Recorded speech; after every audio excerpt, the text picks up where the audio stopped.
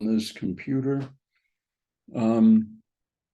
I thought I'd first say that I added something to this chapter having to do with the associated Legendre functions. And let me go backwards. Just two recursion relations that happen to be satisfied by the associated Legendre functions. And so I just thought I'd write them down. I'm not going to try to derive them. Let me first start the chat thing going. And in particular, does somebody have a question? In which case, I could start by trying to answer the question rather than to go and work on what I was thinking about.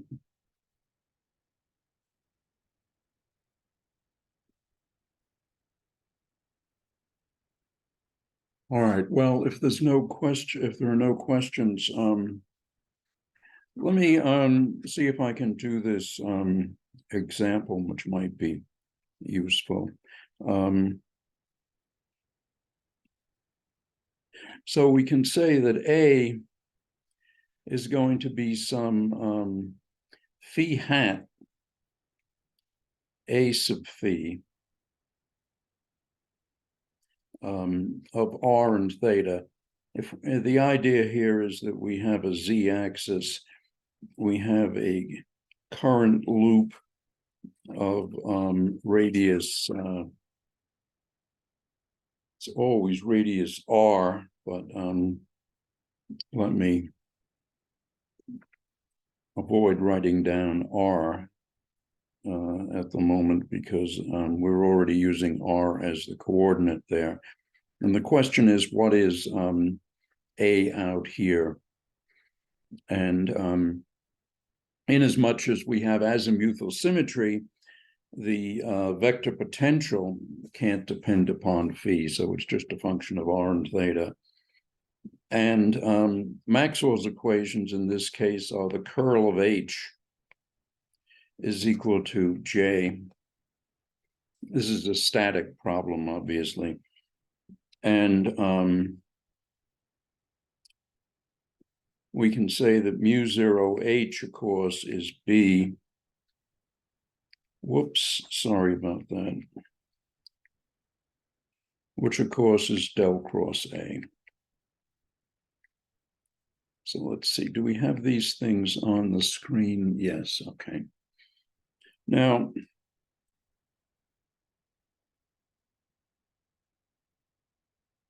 so this equation then is that del cross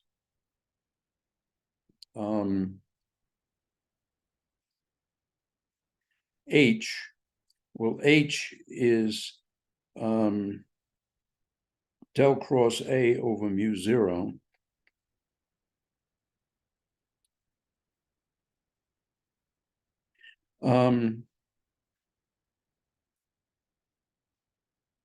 And that's equal to J. Or more simply, curl of A is equal to mu 0 times J. And these are all vectors.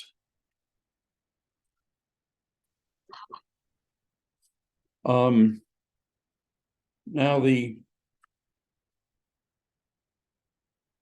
curl of the curl of something that depends only on phi is automatically 0.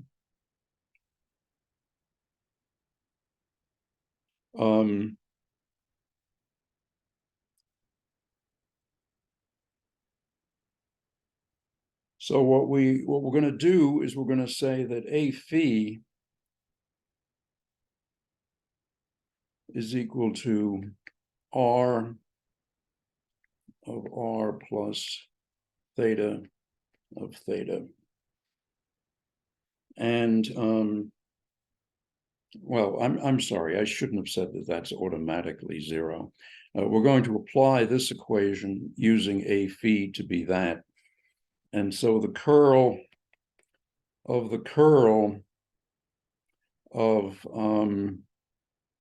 phi hat times a phi, that's what we've got here, is going to be equal to phi hat times, and if you, I'm going to skip the details. I'm just going to say that if you apply the equations for the curl and the curl of the curl, what you get is minus d2 a phi dr squared minus 2 over r dA phi dr minus 1 over r squared d2 a phi d theta squared minus 1 over r squared d by d theta of the cotangent of theta times a phi.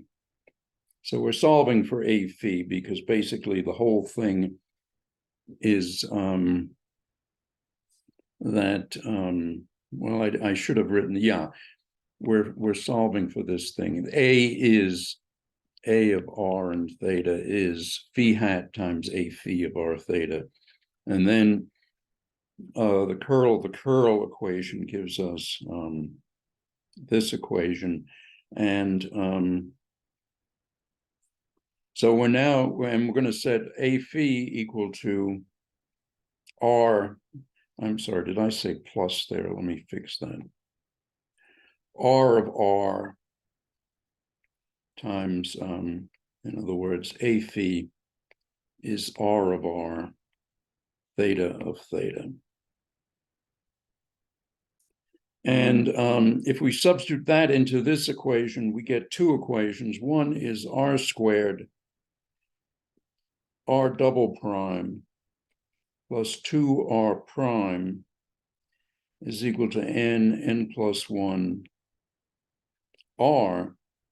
And the other equation is theta double prime plus cotangent of theta, theta prime. So let's see, I should not have used a top capital Greek theta because it's hard to write and it looks just like a lowercase theta, unless one is very careful. So this is plus n plus 1 theta, and that's equal to capital theta over sine squared theta. Okay.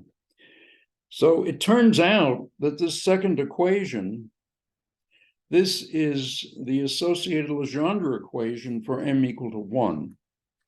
So this is satisfied by, we can say that theta is theta of, here, let me just fix this.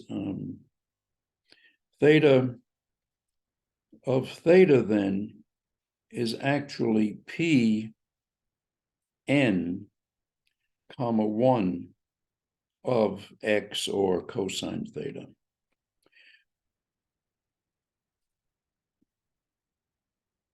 So at this point, then we have theta equal to that. And so now we can try to figure out what r is. And we go back to this equation for r, which was, so let me switch to green then. We have r squared, r double prime, plus 2r prime is equal to n plus 1 r. And it turns out that we can just do this one by trial and error. We said r, capital R of little r equal to, let us say, r to the alpha. So then what do we get? We get r squared, r to the alpha minus 2, and we get alpha minus 1, right? All right. Plus 2 alpha minus 1 r to the alpha minus 1 is equal to n plus 1 r to the alpha.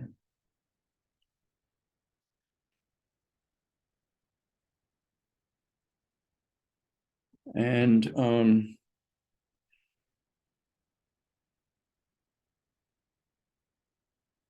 let me see, do I have this? Maybe a typo here, because what I've got here then is r to the alpha, or here, let me just undo that. What I have here is alpha minus 1 r to the alpha plus 2 alpha minus 1 r to the alpha minus 1 is equal to n plus 1 r. And how can this possibly work? I'm sorry, equals r to the alpha. So I'm afraid that this actually doesn't work at all.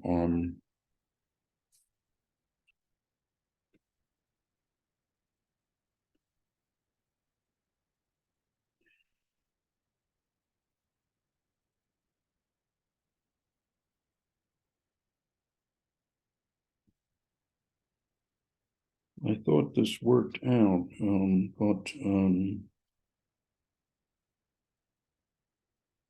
so let me just check this.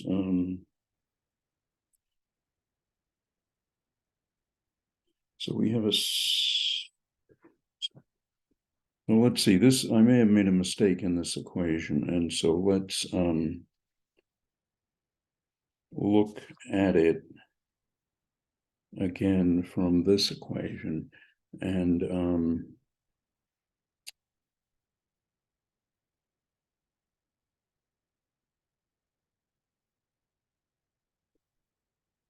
all right, so this top equation is dimensionally right, at least.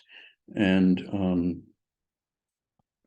let me use paper for a second, because well, no, actually I can use this. So let me derive this R equation again.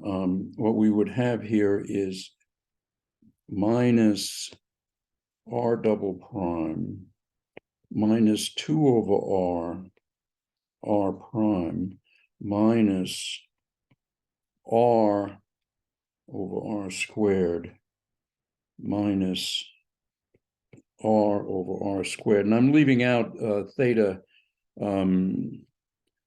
terms. So there are theta coefficients there.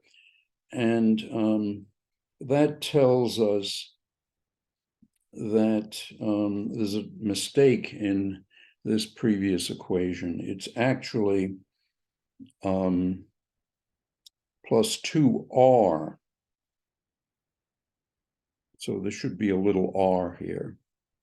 And if we put a little r there, then the thing works, because we get rid of that expression.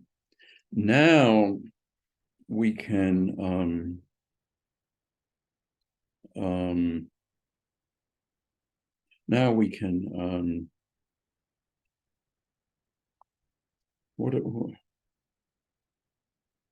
all right, so now that we have the right equation, let me for a moment here skip all this and use the correct equation. So we're saying R is R to the alpha. So then we're going to get alpha minus 1 R to the alpha plus 2 alpha minus 1 R to the alpha equals n plus 1 R to the alpha. So that gives us a sensible equation. Alpha minus 1 plus 2 alpha minus 1 equals n plus 1. And so what is this? This is 2 plus alpha minus 1 is equal to n plus 1. And So that's a quadratic equation. And what we have is alpha squared. So that's 2 alpha minus alpha. So that's plus alpha minus 2 is equal to n plus 1, or equivalently alpha squared plus alpha plus n minus 1 minus 2 equals 0. And the standard way to solve that is alpha is equal to minus 1 plus or minus square root of 1 minus 4 n plus 1 minus 2 over 2. So this is minus 1 plus or minus square root of, and here we have 8 plus 1 is 9 minus 4 n plus 1, all that over 2.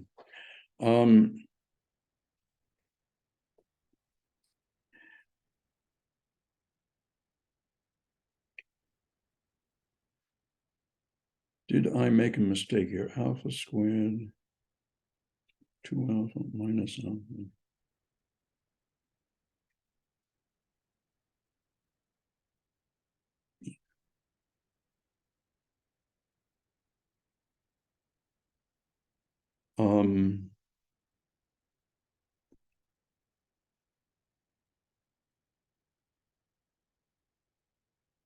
Well, I'm a little puzzled here because I thought I could set alpha equal to n or minus n minus 1, but what I'm getting here is quite different.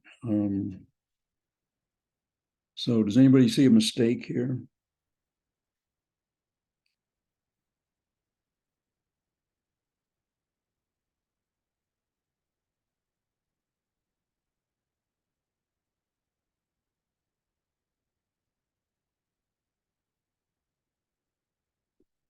Well,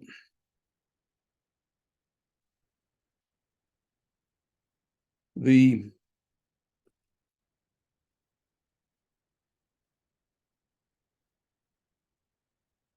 standard solution to this problem, which I'm having trouble getting, is that A sub phi is a sum, of course, coefficients, and then some A over R to the n plus 1, Pn1 of cosine theta. And then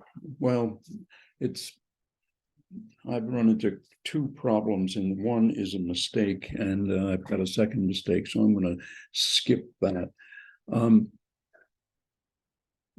Can somebody write a question on the chat, and I can try to address that?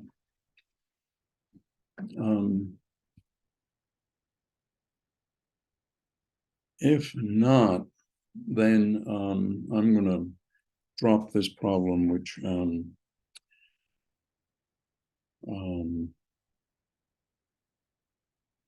I thought was much easier than it actually is.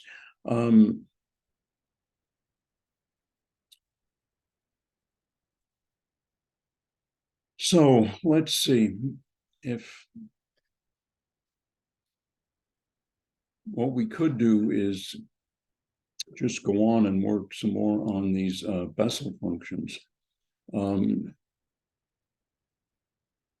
The spherical Bessel function of the first kind is the solution of Bessel's equation, but the Bessel function of the second kind is also a solution of the same equation, and the difference is simply that in the case of the second kind, what we have is a singularity here. We have cosine of x over x. Let me see if I can grab that on this other screen.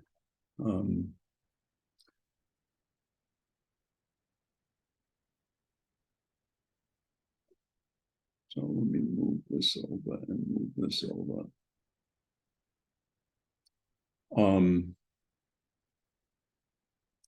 Yeah, these other functions are, these other Bessel functions are the Neumann functions, and these are the ones that are given by Rayleigh's formula, x to the L, 1 over x d by dx to the L on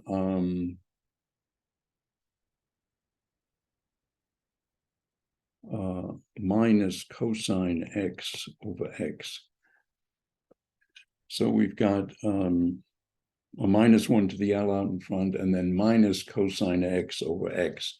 So it's very much similar to the JL formula. The difference is that instead of sine x over x, we have minus cosine x over x. So these are the ones that are of the second kind. And these spherical Bessel functions, one of the reasons that they're so important is that they occur when you have spherical coordinates and you have an equation involving the Laplacian. And one example is, of course, Helmholtz's equation, where you have minus Laplacian as k squared v. And in general, k squared is typically positive, but it can also be negative. And this separates in spherical coordinates, so we can write v as r, theta, and phi.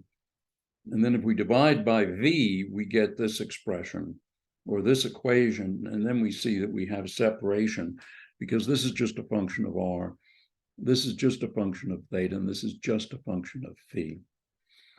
And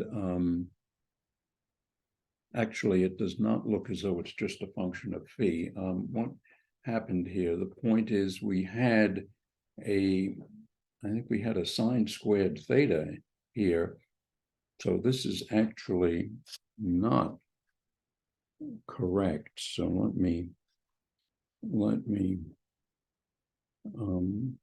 see if I can't fix this, because this would have to be phi double prime. Well, I hesitate to throw that out because let's see what we get from this. So we would get, in particular, as the theta equation, if we take 10.4 to be correct, what we would have would be sine theta, big theta prime over sine theta, big theta, plus, now phi double prime would be minus m squared. So I don't want a plus, I want a minus m squared over sine squared theta. And we would want this to be equal to something that's a constant. And if we multiply both sides, and what I don't have is I don't see a constant appearing here. So where was the LL plus 1 term from?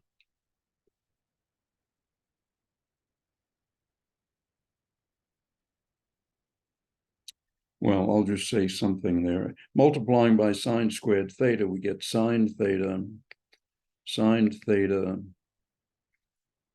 theta prime minus m squared is equal to something else. And the something else is an LL plus 1. So this is, I left out theta here. Right. We'd multiply by theta, right? So we would have multiplying by sine squared theta, big theta, we get a big theta there, but point is that that then is minus L plus 1 sine squared theta, big theta. So that is this equation. And for the R equation then is just RKL, we said equal to JL of KR. And then we get this equation, and this turns out to be the same as Bessel's equation. And so the solution is the spherical Bessel function times the spherical harmonic, because the spherical harmonic is just e to the im phi times big theta. And as I said, the big theta satisfies the associated Legendre equation, just like this. It turns out, as I said yesterday, that JL of rho goes as rho to the L. It's not obvious that this is the case. Normally, one starts with the cylindrical Bessel functions and finds that the cylindrical Bessel functions have a certain power series expansion, and then one writes the spherical Bessel function in terms of the cylindrical Bessel function, and at that point one figures this out. And it's my memory is that JL is then big J of L plus a half, and let me see if I can find what the actual well, I actually do have this, but I have to find it here.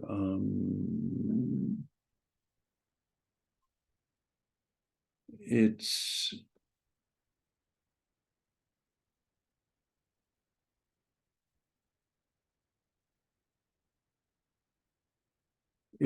JL plus a half times the square root of pi over 2x. And how do the JLs go? Well, if we go back to the JLs, we see that JL, big J n goes as z to the 2, z to the leading coefficient is z to the n. So let me just fix this. It's z to the n. And so little JL is 1 over little JL of x is that.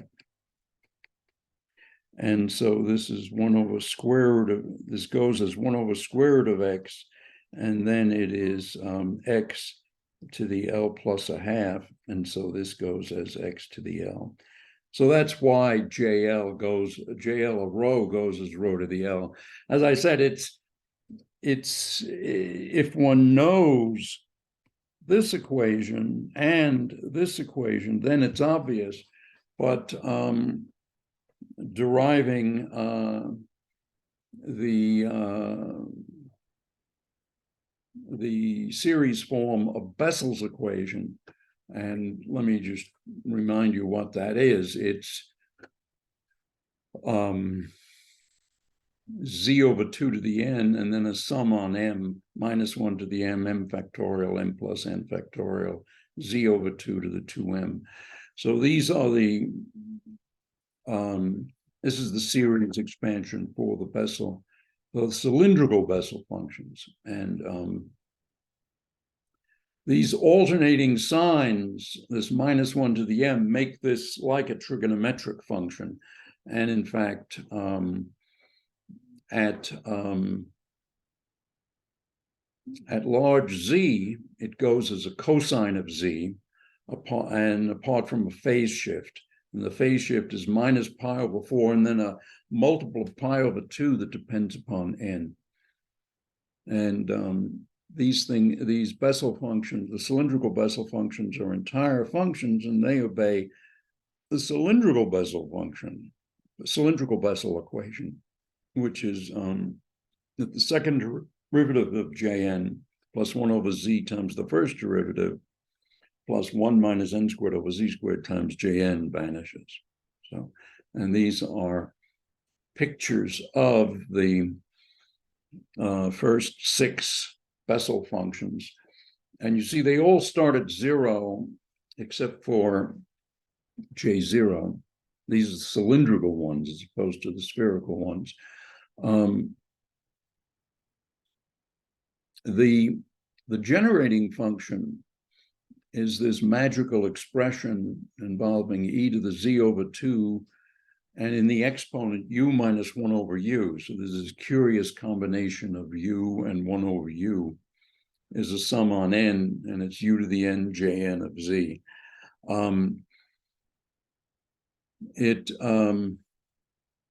You can then find that Jn of z is given by this strange expression here that's a cosine of z, that this z, times sine of theta minus n theta, d theta.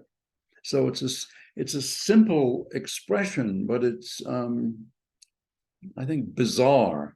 And then you see if you flip z, and you z to minus z and n to minus n, then you've just changed the cosine by an overall minus sign, but the cosine is even. So you get that Jn of z is j minus n of minus z. And on the other hand, that turns out to be minus 1 to the n j minus n of z.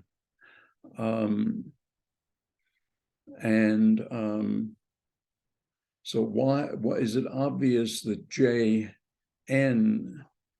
right, it is obvious because you see Jn of z is z to the n times a power series in even powers of z.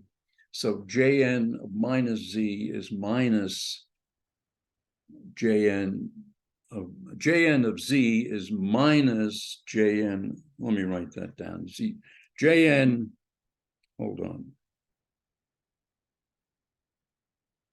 Jn goes as z to the n and a sum z to the 2m. And so of z. And so Jn of minus z is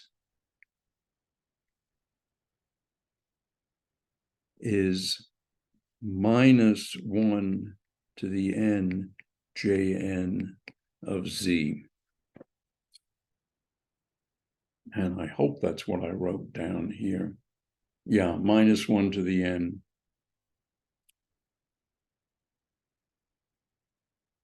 It's minus 1 to the n.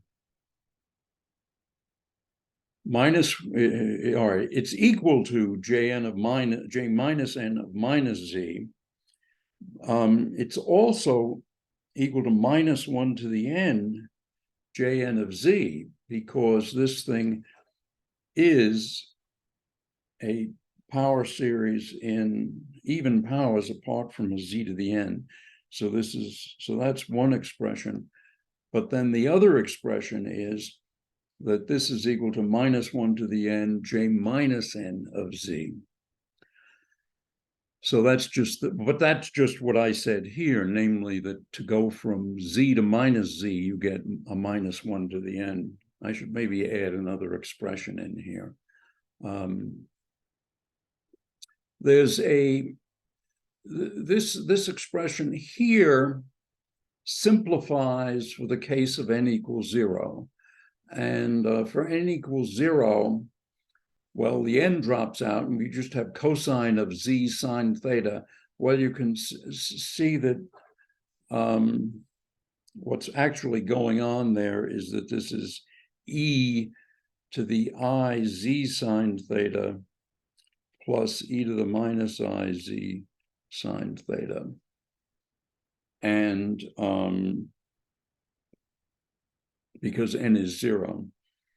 And then I'm risking, I guess I'm doing one of the exercises now, but that's all right. this then is, we say here it's an integral from 0 to pi. Well, if we integrate from 0 to minus pi, 0 to 2 pi, we pick up these terms. And so that's why J0 of z is equal to this. Where we have a sign here. But on the other hand, the sine is a periodic function. So if you can switch from sine to cosine if you're integrating from 0 to 2 pi. And if you differentiate this expression with respect to u, you can derive these recursion relations, as well as this expression. And if you use the z derivative, then if you generalize the gamma function generalize n factorial using the gamma function, you can then rewrite the Bessel function for arbitrary index, even complex indices, as this expression here. So it's the same thing. It's just that you replace the you replace m plus, what is it? You replace m plus n factorial with gamma of m plus n, and it's then plus or minus 1. And I always forget which one, it's plus 1. So that's how you get from that to this. So this now defines the Bessel function for arbitrary complex nu. And you can take the original Bessel function, put it in self-adjoint form, and then you get this expression here. And we can look at this in, I guess, two different ways. We can think of this as n squared as an eigenvalue, and then 1 over x as the weight function, or k squared as the eigenvalue and x as the weight function. And so in that case, p of x is x, k squared is the eigenvalue, and rho of x is just x. And what you need is that the boundary condition is satisfied, which is that this Wronski type expression vanishes for all v and in the domain of the system. And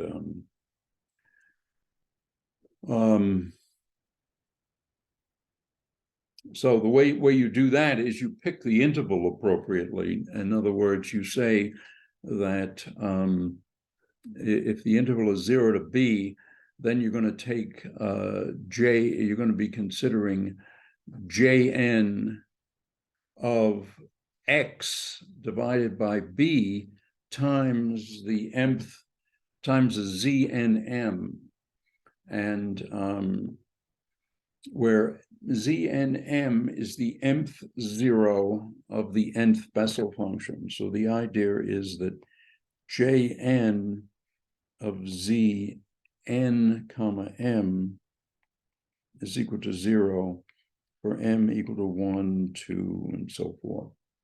These zeros of the Bessel function were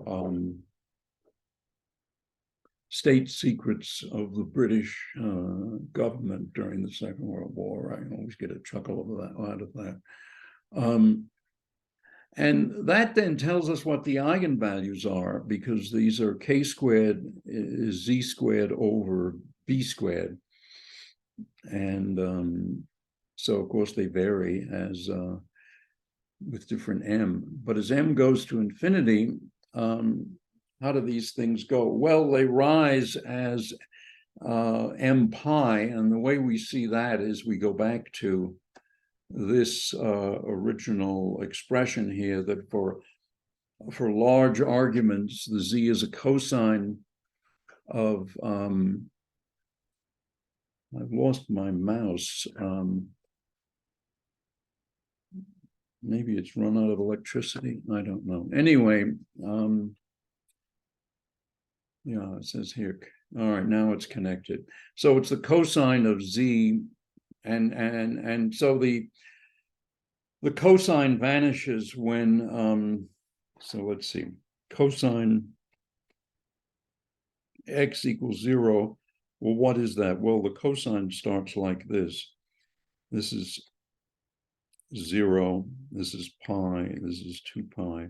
So it's pi over 2 and 3 pi over 2. So it's x equals 2n plus 1 over 2 times pi. So it's odd half integrals of pi, odd half multiples of pi. These are the zeros of cosine x. And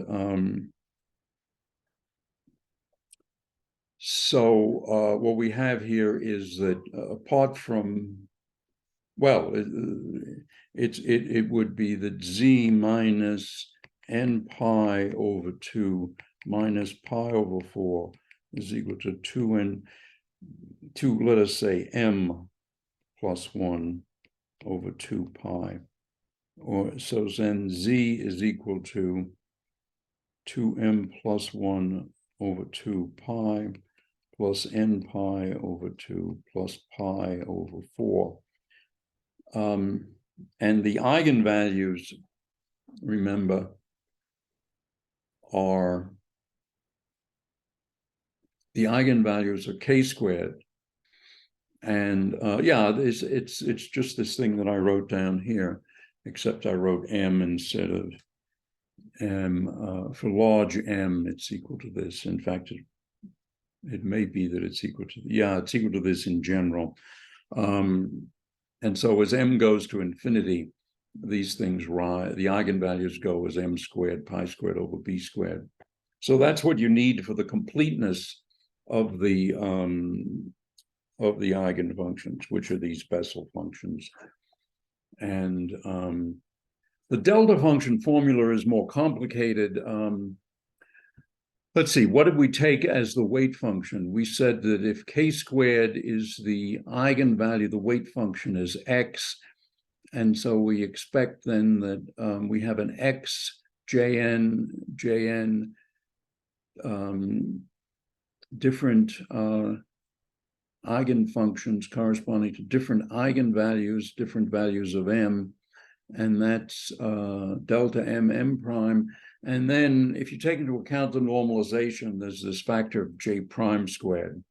So then when you put all that back together, what you get is that the delta function is this thing involving the weight function raised to the power alpha and to the power 1 minus alpha. So the product of the powers is 1.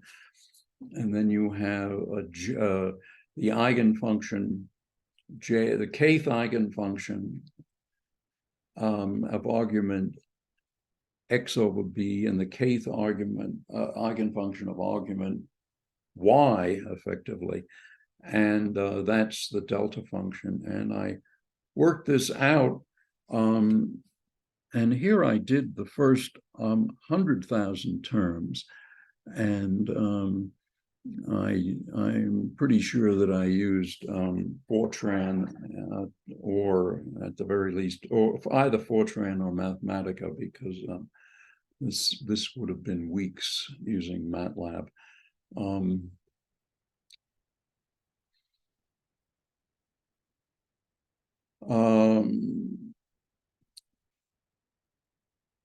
The famous example for the cylindrical Bessel functions is the drum. And it's that the surface of the drum is, let me see if I can find this nice picture right here. Let me just bring over the Wikipedia page on Bessel functions. Here is the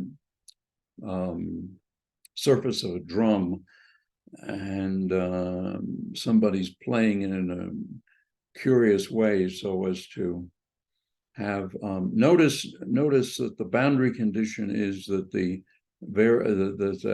rim, the height of the surface of the drum is 0 at the rim. That's the boundary condition. The the displacement is, or the extra element of area, I should say, is given by a square root of the displacement, the height. Anyway, let me just go directly to the differential equation. You can then get this differential equation where this is the second time derivative, and you set that equal to a sine, and then in cylindrical coordinates, of course, you then get the cylindrical Bessel function. You get this equation, which then turns out to be the Bessel's cylindrical, the Bessel's equation in cylindrical coordinates, or which is the standard Bessel function. And so then one can write it as a sine of the function of t minus t0, a theta function of n, sine of n theta as you go around the drum, and then the radial function is the Bessel function, and one has then this expression here. Another example, which may or may not be in the book that I worked out, was Bremsstrahlung. Accelerated charges radiate, and the power radiated into an angle theta from the z-axis by a charge rotating at speed v over speed beta times c, circle of radius r in the xy plane. So this is very much like the problem I started with and then dropped because I found some typos and errors. What one gets is that the power radiated looks like this, where this is the nth Bessel function, this is the derivative of the nth Bessel function, and where is the radiation? Well, it goes as 1 over r squared, but it's much more intense along the z-axis. So you have a charge radiating like this, moving like this, very, very fast. The radiation is that way and that way, mainly. It's more intense. Of course, when I say it's more intense, it looks like this. So if it's almost relative, if it's relativistic, then the radiation is in the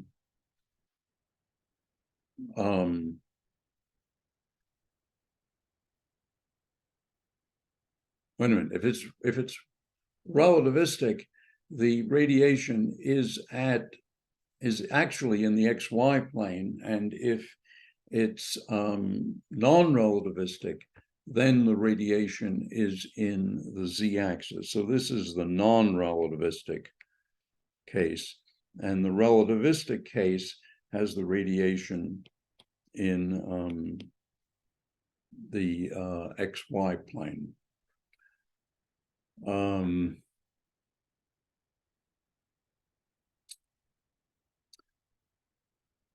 And I guess what I was thinking of was charged particles around a black hole. It turns out that many black holes are spinning, and I guess the reason that they're spinning is the same reason that the Earth is spinning around the sun, and that the sun is spinning around, it's rotating around the center of the galaxy, and at the center of our galaxy, you have a black hole. And everything in our galaxy is, when you average out, well, is rotating in the same way, and the black hole is conserving angular momentum, but the distance is almost zero. So the thing is is rotating at what is presumably the maximum speed for a rotating object in general relativity. And so you've then got extraordinarily fast rotation, and that actually, one of the curious things is that the rotating black hole rotates space in the vicinity of the black hole. So any charge, even if it weren't rotating because of the rotation, even if it didn't inherit the rotation of the galaxy, it would acquire the rotation of the black hole, and it would be moving very, very rapidly. And so that then gives you the, so then I was curious as to what the radiation looks like. And if there's no typo here, then the radiation, when it's relativistic, the radiation then is in the plane of the galaxy. And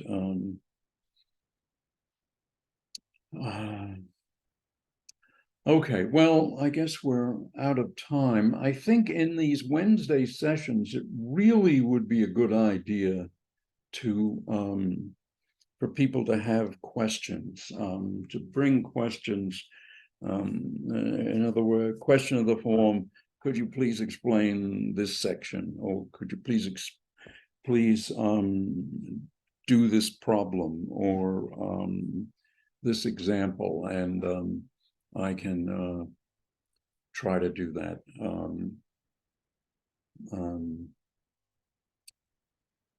So I'm just not sure now whether it was wise of me to say, well, we should switch and do spherical Bessel functions first because they're simpler. The way I wrote the book was the cylindrical Bessel functions first, which is what people mainly think about this subject. But I mean, it is true, the spherical Bessel functions are much simpler, and they're just, you have these delightful functions from that Rayleigh introduced. All right, I'm going to stop recording now, and I'll put it on YouTube tonight. Sorry that I got all tied up with some of these typos. I was following a treatment that I thought was correct, and in fact, it was dead wrong. All right, so I'm going to stop sharing now and have a nice evening, everybody.